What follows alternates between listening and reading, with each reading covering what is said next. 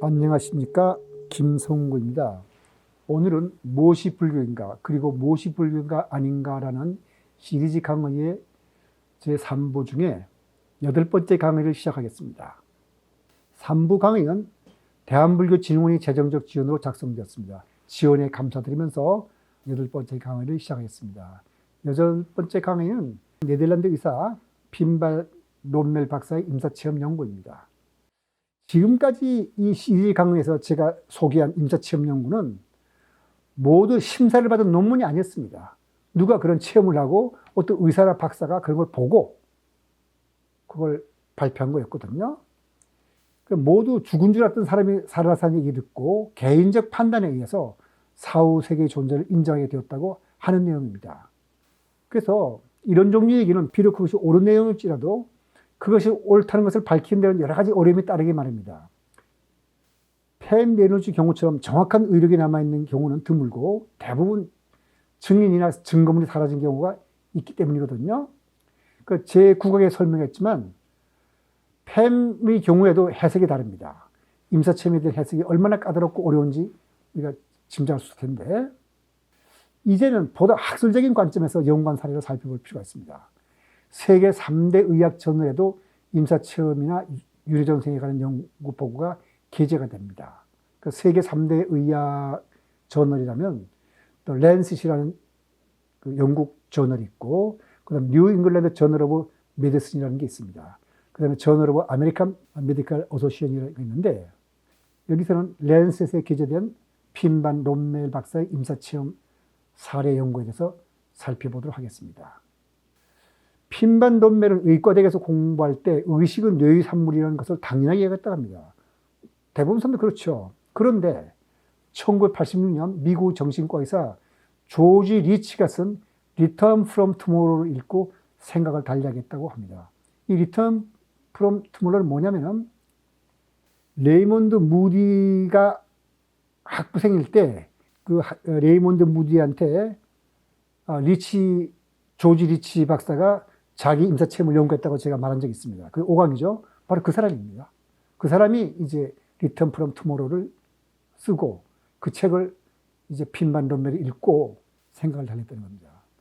조지 리치는 20살 때 의과대학에 써 있는데 양쪽 폐의 염증으로 인해서 사망한 후 임사체험을 했습니다. 외관상으로는 죽어서 근무 중인 의사가 2번이나 사망 선고를 내렸다고 합니다. 사망 선고를 받은 후에 의과대학생이 죽은 것을 안타깝게 여겼던 간호사가 의사를 설득해서 심장에 직접 아드레날린을 주사해가지고 죽은 지 9분 후에 다시 살아났다고 합니다. 이때 바로 이 조지 리치는 유체이사를 경험했는데 자신의 몸이 시트로 덮여져 있어서 죽었으니까 시트로 덮어놨겠죠. 시트로 덮여져 있어서 그것이 자신의 몸인 줄 아는데 어려움을 겪었다고 합니다. 그러니까 조지 리치 체험을 쓴 책을 읽고 핀반 롬멜은 과거에 심장병으로부터 죽었다가 살아난 사람들에게 의식이 없었던 동안에 무슨 일이 일어났는지 물어보기 시작했습니다. 그러니까 몇 년에 걸쳐서 50명의 환자 중에서 12명이 그에게 임사체험을 얘기했습니다. 이 경험으로부터 핀반 롬멜은 임사체험에 관심을 갖고 그전 연구하는 방법과는 다른 전향적 연구를 했습니다. 전향적 연구란 말은 조사 시점 이전에 일어났던 일을 듣고 하는 것이 아니라 지금부터 누구한테 부탁을 해서 이러한 일이 있으면 나한테 이 얘기 해달라 해가지고 간 거니까 훨씬 더 적극적인 거고 자세한 믿을 만한 연구죠. 그전까지는 후양적 연구소로서 조사 시점 이전의 데이터를 사용한 거였거든요. 그러니까 그전에 임사체험 보고가 남의 얘기를 듣고 그 얘기를 전한 것으로서 거기에는 시간이 흘러서 임사체험자의 기억에 한계가 있을 수 있고 연구자의 선입견 작용해서 기억 내용에 왜곡이 있을 수 있습니다. 그래서 과학적 연구 자료로서의 가치가 떨어집니다. 근데 핀반 롬멜은 전향적 연구를 한 거니까 그 기억의 한계나 왜곡이 없어서 과학적 자료의 가치가 높이는 거죠. 이게 조사 내용을 살펴보죠. 1988년부터 1990년 사이에 네덜란드 10개 병원과 협의를 해서 심장마비 환자 중 심폐소생술로 살아난 사례가 발생한 즉시 롬멜 박사한테 연락을 하면은 바로 그 즉시 방문해서 인터뷰를 한 겁니다. 이게 전향제 응모예요. 그래서 살아난 환자는 모두 343명이었는데 그들 중 18%는 전형적 임사체험을 말했고 82%는 의식이 없던 기간 중에 이래서 아무런 기억을 못했습니다. 62명만 임사체험 얘기를 한 거죠. 그래서 자기가 인터뷰한 내용을 2001년 권위의학저널 랜셋에 발표했습니다. 62명 중 41명은 그러니까 전체 12%가 되는데 높은 수준의 임사체험을 하게 됩니다. 그리고 82%에 해당하는 282명은 기억이 없다고 했습니다.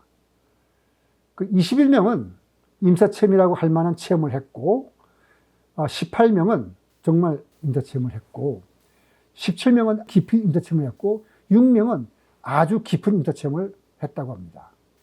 그래서 임사체험의 핵심 요소를 핀반 롬멜은 10개를 정리했는데 우선 본인이 자기가 죽었다는 걸 자각하는 겁니다. 그 다음에 항상 긍정적 감정을 가지고 있고 유체이트를 하고 어떤 터널을 통과하고 그 빛과 교신을 하고 이 빛과 교신한다는 것은 엘리베이터 키를 눌러서도 빛과 교신한다는 얘기가 나오죠. 그 다음에 펜 레이널즈도 빛과 교신했다는 겁니다. 근데 이거 핀반 롬멜의 연구에서 나옵니다.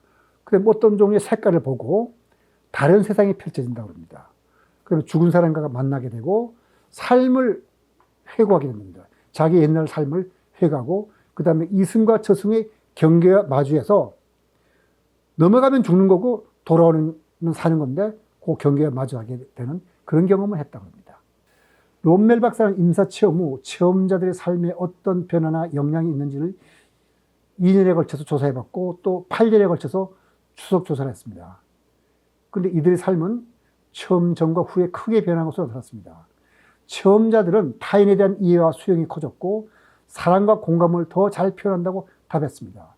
그다음에 삶의 목적이나 의미에 대해서도 더 잘 이해하고 일상에 대한 감사의 마음이 눈에 띄게 커졌으며 죽음에 대한 두려움이 크게 낮아지고 사후세계에 대한 믿음이 커졌다고 합니다. 몇 분간의 짧은 체험으로 삶의 태도가 달라진 겁니다. 임사체험은 사실 짧게 일어나거든요. 이것은 임사체험이 뇌가 만든 잠깐 동안의 환각이나 착각이라면 설명하기 아마 힘든 일일 겁니다. 그러니까 핀발롬의 박사는 심장마비 지속 시간이 길이, 산소 부족 및 약물의 사용이 임사체험과 관계가 없다는 것을 주의 깊게 조사했다고 합니다. 이것은 아주 주목할 만한 내용입니다. 왜냐하면 임사체험자들의 신기한 경험이 뇌의 산소 공급이 부족할 때나 특정한 약물을 사용할 때 일어날 수 있다는 보고가 있기 때문이거든요. 근데 핀반돔멜은 조사했으니까 적어도 조사한 환자들은 이런 것이 없다는 겁니다. 박사는 임사체험을 한 환자와 그렇지 않은 환자 사이에 무슨 차이가 있는지 조사했는데 임사체험을 한 18% 환자와 임사체험을 했다고 하지 않는 82명의 환자 사이에는 심장마비 지속시간이나 산소 부족이나 약물 사용에서 아무런 차이가 없었다고 합니다. 심장마비 지속시간이 2분이든 8분이든 혼수상태가 5분이든 3주든 아무런 차이가 없었습니다. 그러니까 짧아도 임사체험을 한 사람이 있고 길어도 하지 못한 사람이 있고 그런 거죠. 그러니까 심장이 먼저 뇌에 피가 공급되지 않는다면 모두가 산소 부족에 시달릴 겁니다.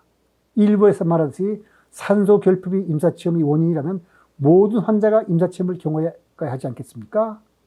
이런 사실로부터 롬멜 박사는 산소 결핍이 임사체험과는 아주 무관한 것으로 판단했습니다. 그리고 약물 사용이나 죽음에 대한 두려움이나 종교와도 관련이 없다는 것을 인터뷰를 통해서 조사를 했습니다. 특별히 롬멜 박사가 주목한 특이한 환자가 있는데요. 롬멜 박사가 특별히 인상적으로 밝힌 경우는 40살 먹은 남자인데 그는 의식 없는 상태로 농장에 쓰러진 것이 발견됐습니다. 그러니까 쓰러졌을 때 그 전에 몇 분 전에 쓰러졌는지도 모를 정도로 오래 의식이 없이 쓰러진 거죠. 사람들이 흉부 압박을 시도했지만 적절한 심폐소생이 되지 않아서 30분 후에 앰뷸런스에 실려 관상동맥 응급실로 옮겨졌습니다. 그가 병원에 왔을 때는 이미 몸이 차가웠고 몸이 파랬으며 숨도 멎었고 심장 박동과 혈압이 없고 눈동자는 빛에 반응하지 않습니다. 한마디로 희망이 없는 환자였습니다. 그래서 구급요원들이 전기 충격기로 심장 작동이 멈춘 현상을 막으려고 노력했으나 효과가 없어서 간호인이 산소를 더 많이 투여하기 위해서 관을 삽입하다가 이 남자가 틀니가 있는 걸 보고 그걸 빼내서 응급 환자용 카트에 넣어두었습니다. 환자 혈압이 오르고 심장이 다시 뛰는 것은 이로부터 1시간 반 후였는데 그는 여전히 의식이 없었습니다. 그는 혼수 상태였고 관을 통하여 인공호흡을 하고 있었습니다. 그는 중환자실로 옮겨졌고 일주일 동안 인공호흡을 했고 그 후 일주일 동안 계속 혼수 상태에 있었다는 것이 롬멜 박사의 설명입니다. 일주 후에 환자는 의식을 찾았고 유체이탈을 체험했다고 하며 소생술을 받았던 병실과 그 안에 있던 사람들을 정확히 묘사했고 놀랍게도 커튼 뒤의 일도 정확히 알고 있었습니다. 그리고 자기가 잃어버린 틀니가 응급 환자용 카트에 산업했을 것이라고도 알아냈습니다. 이건 팸 레이놀츠처럼 덮개로 가려져 있거나 커튼 뒤의 일을 알아냈다는 것은 의식이 있다 하더라도 우리가 설명하기 어려운 일입니다. 롬멜 박사는 자신의 연구를 포함하여 인셉션에 대한 다른 연구자들의 결과를 바탕으로 인간의 의식이 비국소적으로 작용한다고 봤습니다. 국소적이라면 여기에만 작용할 텐데 저 바깥에가 넓게 작용한다는 거죠.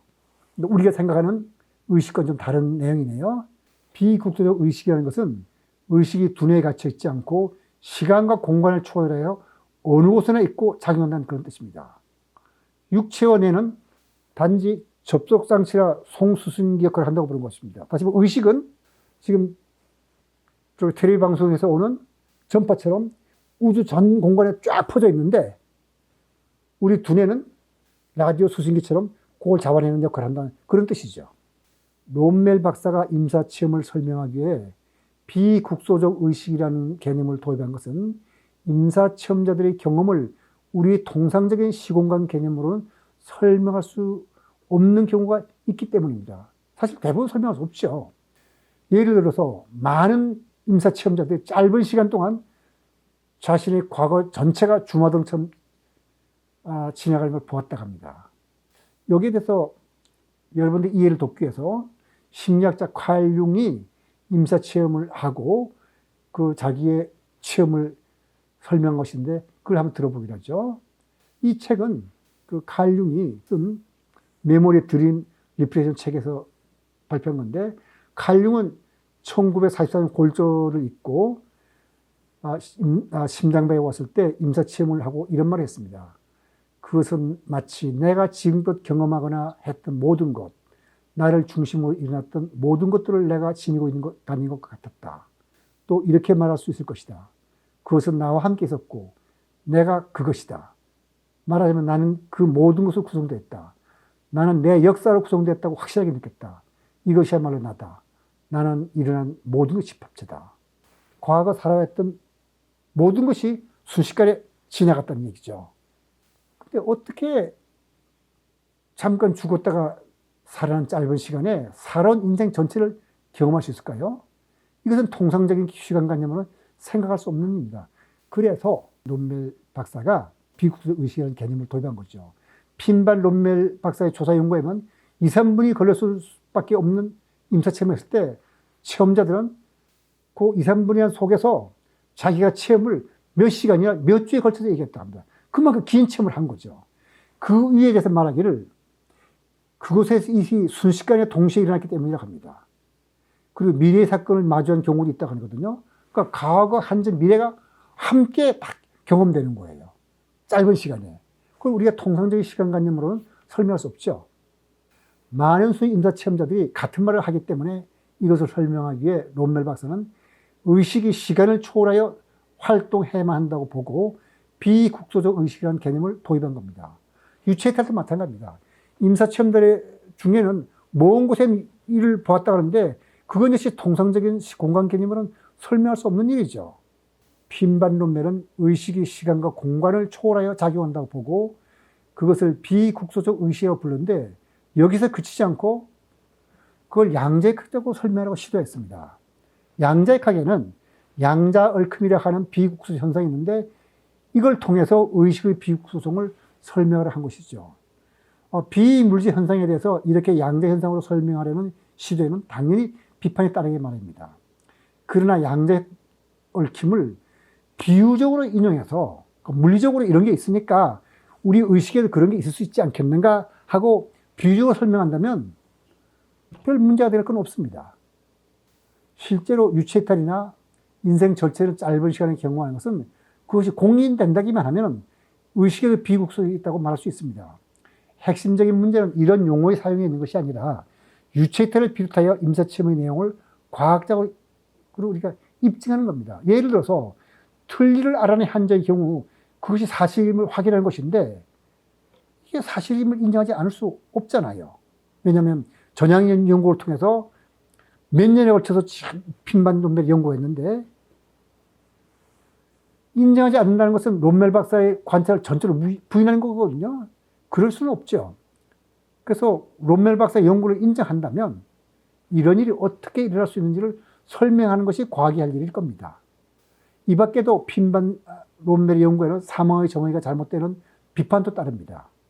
사망의 정의에 관한 문제는 비전문가인 우리가 여기서 간단히 취급할 문제는 아닙니다. 이 문제는 앞으로 4부에서 윤회의 문제를 살펴본 후 제5부에서 임사체험과 윤회를 종합적으로 고찰할 때 다시 논의할 예정입니다.